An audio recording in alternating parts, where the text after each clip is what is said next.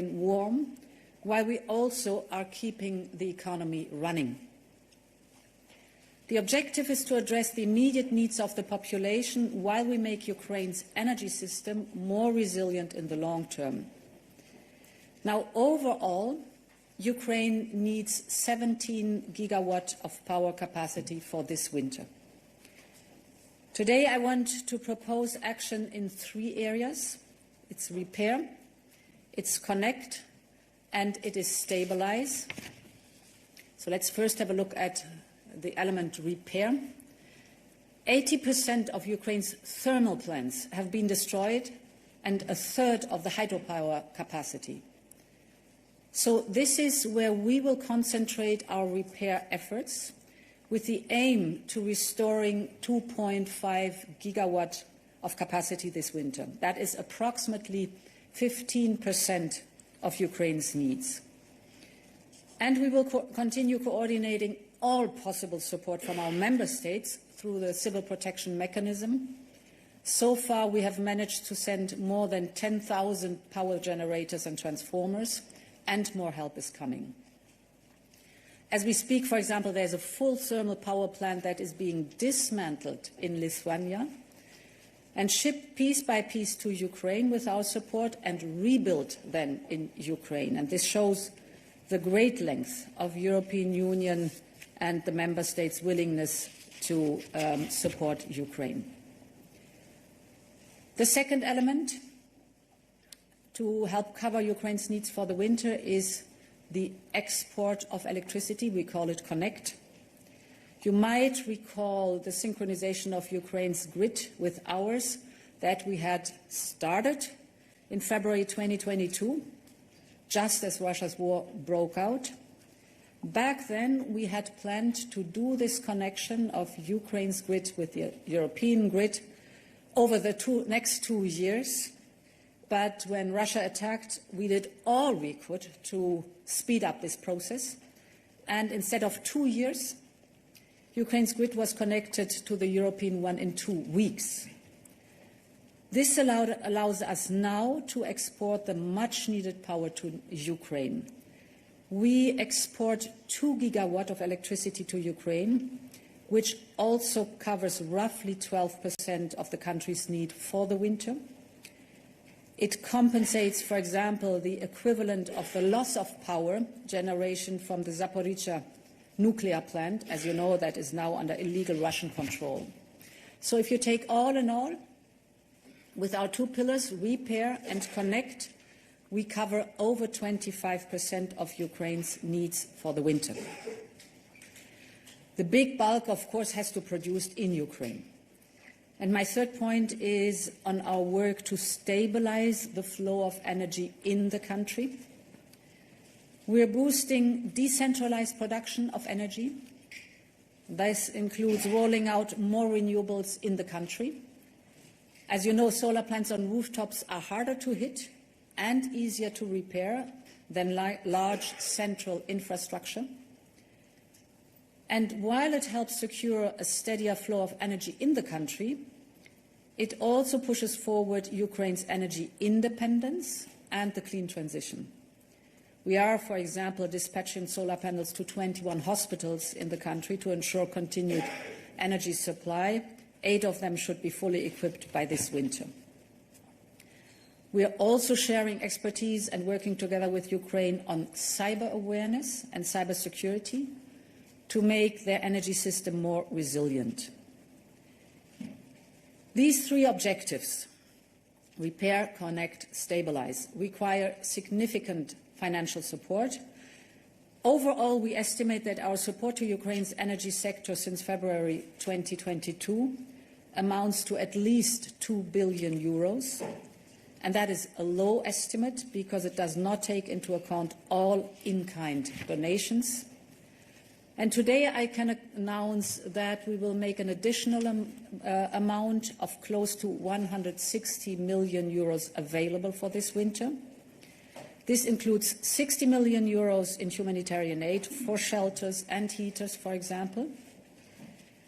and it includes around 100 million euros for repair works and renewables, and these 100 million euros come from the proceeds of the immobilized Russian assets in the European Union. Because it is only right that Russia pays for the destruction it caused. We know that more is needed, so we must keep transferring part of the proceeds from immobilized Russian assets to Ukraine's energy resilience. In 2 weeks' time, the heating season starts. As temperatures are dropping down, the European Union is ready to step up its support to Ukraine. We are preparing for the winter together. After this press conference, I will be traveling to Kyiv to discuss these matters in person with President Zelensky tomorrow. In our efforts to help Ukraine, I'm very glad that I can count on the continued support of the International Energy Agency. And, dear Fatih, the floor is yours. Thank you very much, Madam President. Madam President, dear colleagues, very good morning to all of you. First of all, Madam President, it is the first time that we meet face-to-face after your re-election. May I congratulate you one more time wholeheartedly. What a wonderful news for Europe and for the friends of Europe. So congratulations again, Madam President. Dear colleagues, many of you may know that the IEA's core mandate is energy security. And one of the hallmarks of the IEA in the recent times has been our nimbleness to address emerging crisis situations.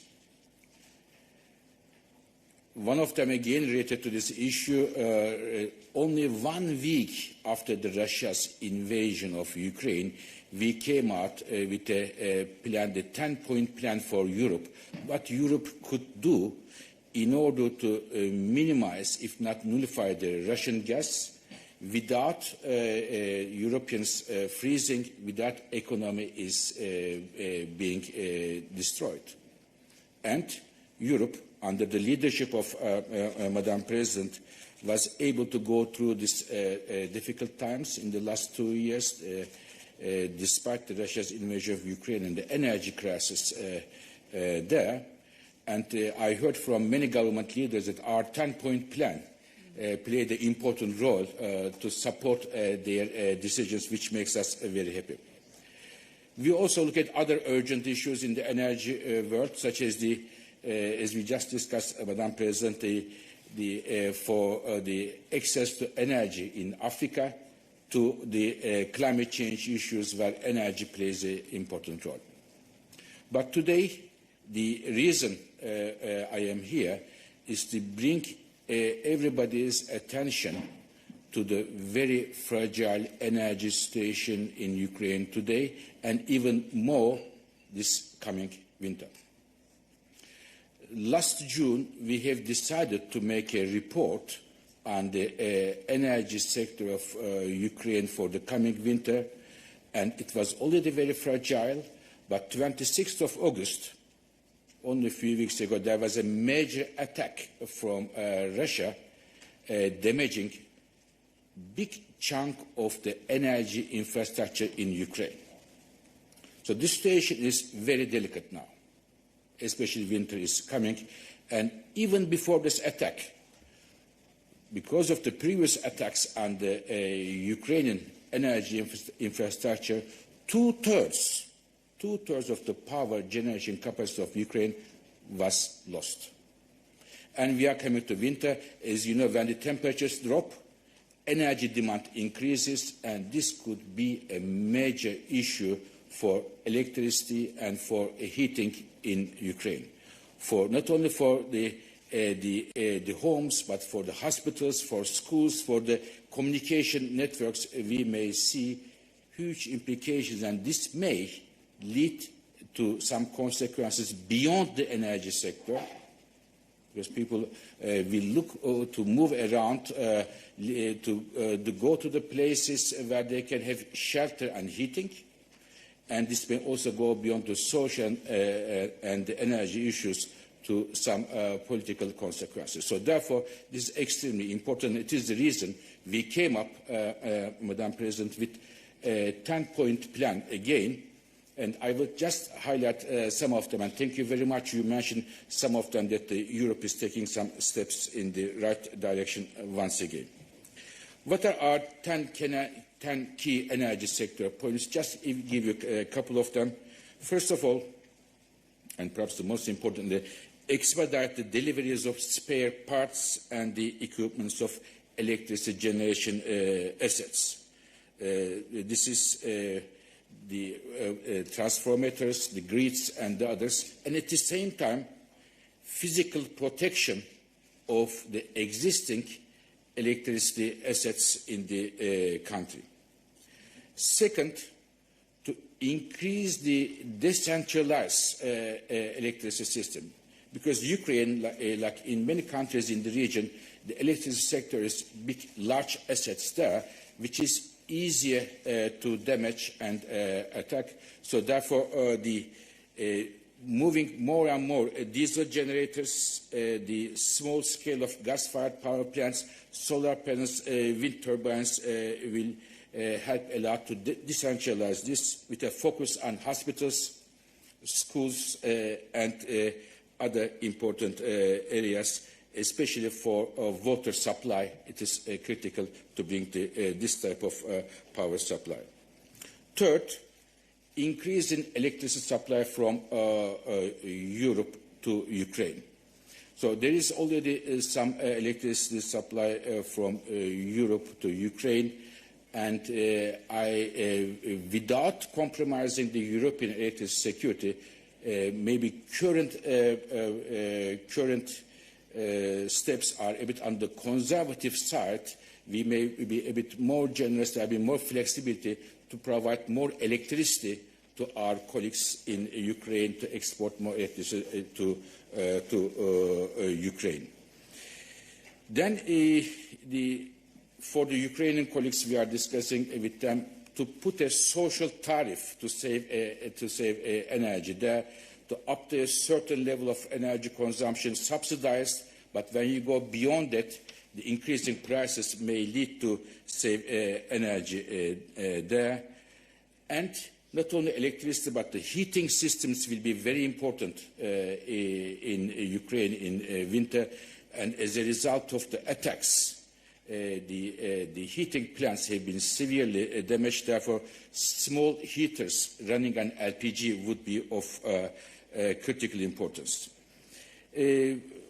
One final thing I want to mention in these steps, please let's do not forget Moldova. Moldova is also going to be affected from these developments, and Europe's support for Moldova's gas supply, energy supply, will be of crucial importance. So to finish, Madam President, thank you very much for going to Kiev and looking at these issues. In my view, this is one of the most pressing energy security issues of the world today.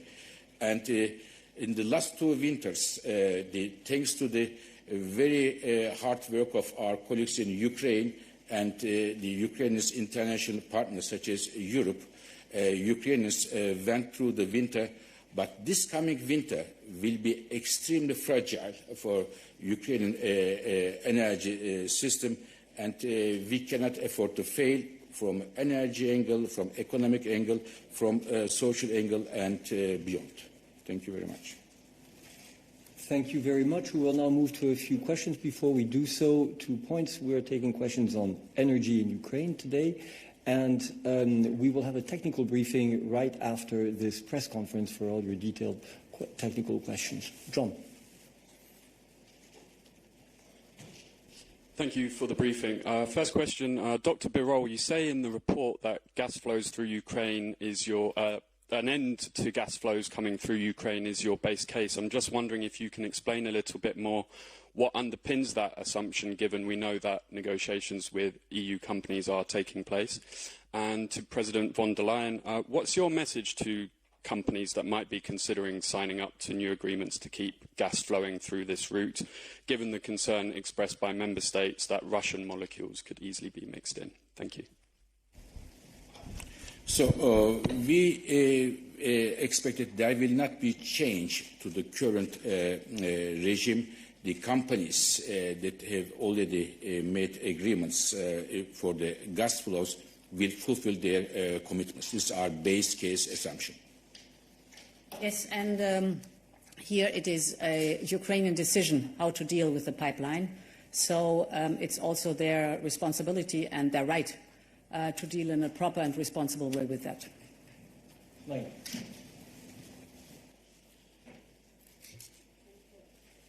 Thanks for the floor. Maria Psara with Euronews TV. I have two questions. The first one is, you said that with all this till now, you cover the energy in Ukraine with over 25%, right? With this new reimbursement and with the spare parts coming from other countries, which is the new goal you put for the end of this winter?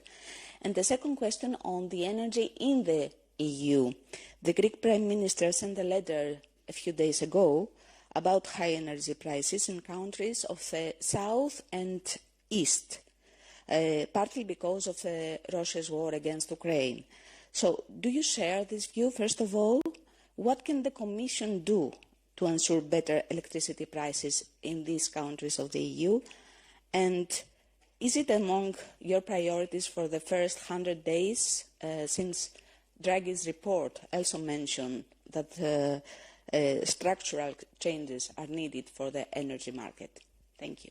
So indeed, concerning the Prime Minister's letter, the Greek Prime Minister's letter to us, there are, as he also mentioned, in multiple factors that are impacting the energy prices.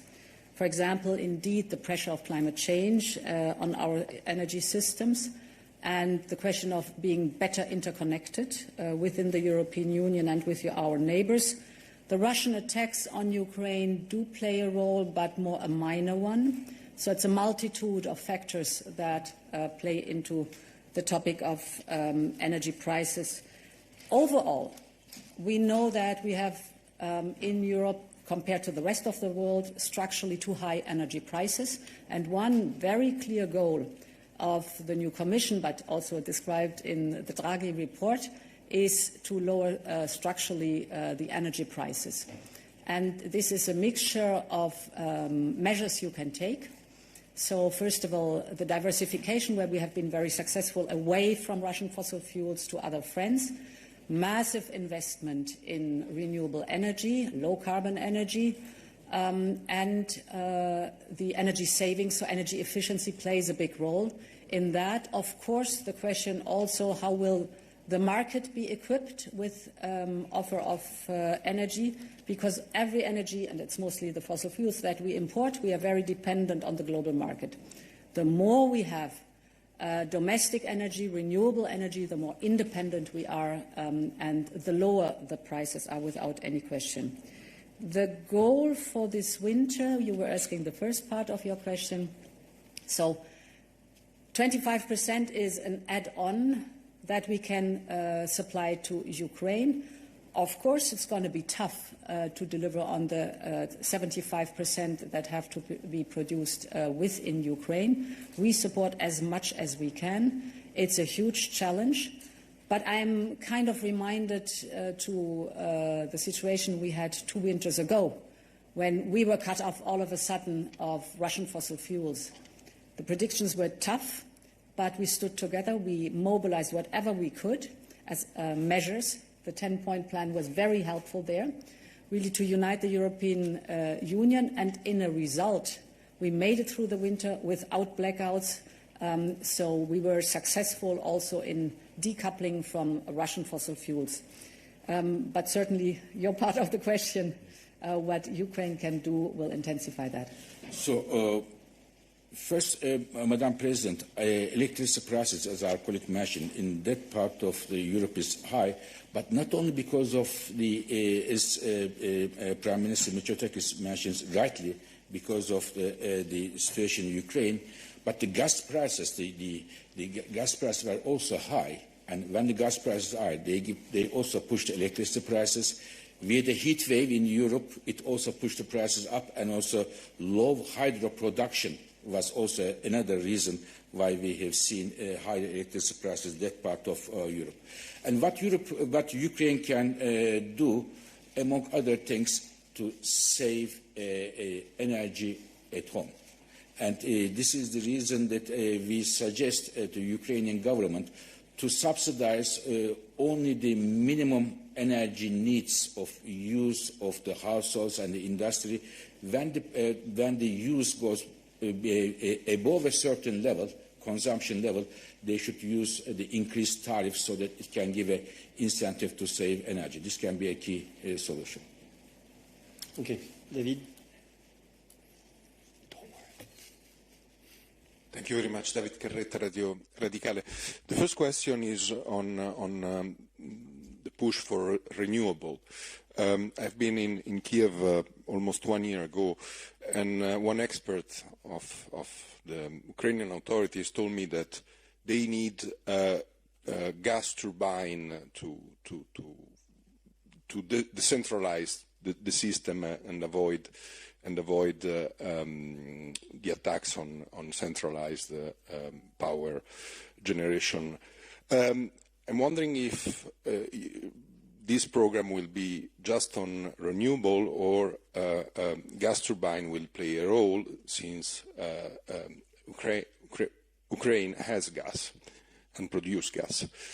The second question is on the financing. You said that part of it will be financed with revenues from frozen assets. Is it settled, so there is an agreement among member states, or do you fear that some member states, one in particular, could have some reservation? Thank you very much. So what the first part of the question is concerned, we have, for example, delivered gas turbines. Of course, we have to deal with what is possible at the moment being in Ukraine, but also the massive increase of delivering of solar panels shows that it is decentralizing the energy supply and at the same time going into renewable energy that is independent, for example, from the gas. So you will have both elements, certainly. And I think in the technical briefing afterwards, the detailed elements will be shown to you. We have taken the necessary legal steps to use the immobilized Russian assets. As you know, this was not trivial, but this is accomplished now. And now parts of it will certainly go into the defense element, but parts of it will also go to other elements, like, for example, the energy supply, which shows the 100 million, around 100 million that we are providing right now. Okay, thank you very much. This brings us to the end of our press conference. We will move on now to the technical briefing.